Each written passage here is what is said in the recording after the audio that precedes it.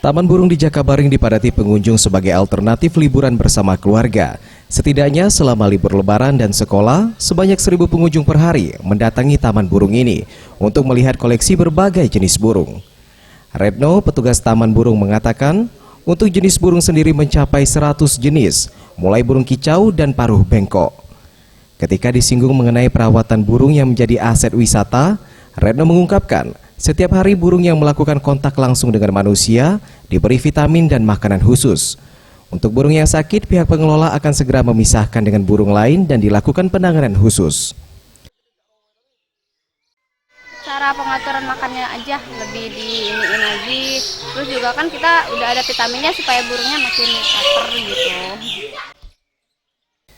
Sementara itu, Deden, salah satu pengunjung yang berasal dari daerah Banyuasin, mengungkapkan sengaja datang dan melihat karena penasaran dengan koleksi burung yang ada di Taman Burung. Ia ingin pihak pengelola menambah koleksi burung lebih banyak agar pengunjung lebih tertarik untuk bermain bersama berbagai jenis burung. Menurut saya burungnya bagus-bagus.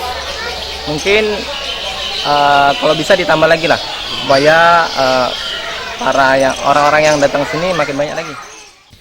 Ternyata di taman ini tidak hanya burung yang dilihat pengunjung di tempat ini, juga terdapat berbagai macam reptil seperti iguana, ular, serta kuda poni yang dapat secara langsung berinteraksi bersama pengunjung. Farel Dwi Satria, Septiawan Rizky, Sriwijaya TV.